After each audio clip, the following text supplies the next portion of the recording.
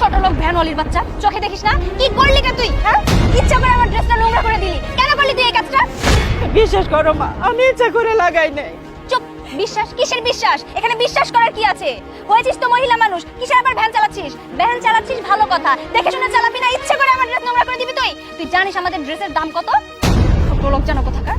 যাচ্ছিলাম একটা শুভ কাজে, দিলি তো আমার শুভ কাজে ব্যাঘাত ঘটিয়ে। এখন তো আমি ভাবছি আমার শুভ কাজটা শুভ হবে কিভাবে। দোস্ত শোন, এইসব ছোট লোকদের না কাজই এটা, চোখে দেখে কাজ করে না। মা, তুমি যে কি করো না এখনো তুমি পাইনি। বাসায় মেহমান আসবে, আমি তোমাকে কালকেও বলছি, আর তুমি এখানে দাঁড়ায় আছো। চলো। ওই, তুমি এখানে কেন?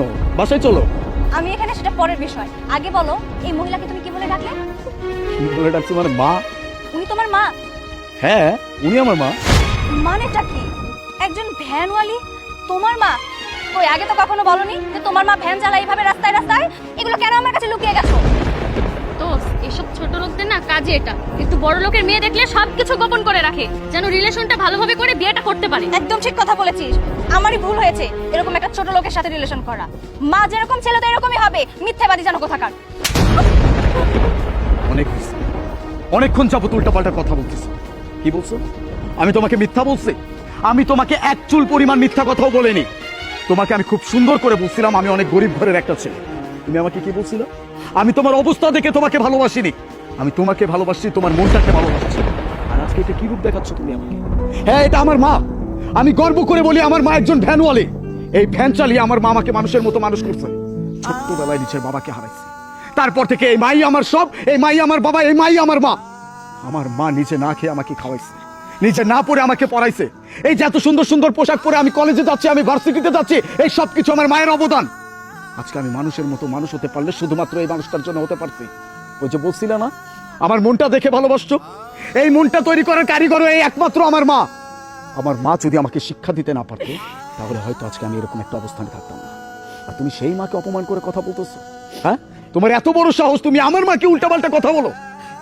বাজানতে এই মায়াডারে কি তুই দেখানোর জন্য এই বাড়িতে আসতে কইছিলি?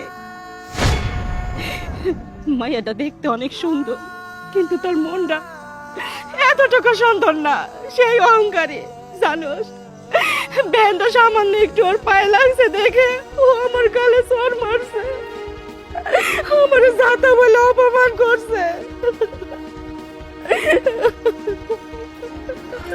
তুমি কেঁদো না, তুমি কেঁদো না, আমি তোমার চোখের পানি সহ্য করতে পারি। এই, তোমার এত বড় সাহস, তুমি আমার মায়ের গায়ে হাত তুলছো? আরে তুমি কি আমার সাথে রিলেশন ব্রেকআপ করবা? আমি তোমার সাথে আমার সম্পর্ক বিচ্ছিন্ন করতেছি। সেই মানুষটা মানুষকে মানুষ হিসেবে সম্মান করতে পারে না, মানুষকে ভালোবাসতে পারে না, মানুষকে অসম্মান করে কথা বলে, সেই মানুষটা আর যাই হোক কোনো ভালো মানুষ হইতে পারে না। একটা মানুষের কাছ থেকে ভুলবশত তোমার গায়ে একটা ধাক্কা লেগে গেছে, তার জন্য তার গায়ে হাত তুলতে হবে? মায়ের বয়সী একটা মানুষ, তোমার কি বিবেকে একটুও বাঁধলো না? এরকম একটা বয়স্ক মানুষের গায়ে হাত তুলতে তোমার কি লজ্জা করলো না? তাকে কি বলতেছি, এতটুকু বিবেক বোধ আর মনুষ্যত্ব বোধ যদি তোমাদের ভিতরে থাকতো, তাহলে এরকম আচরণ তোমরা করতে না। অনেক হয়েছে, বলছি না তোমার সাথে সব সম্পর্ক আমি বিচ্ছিন্ন করতেছি এই মুহূর্তে।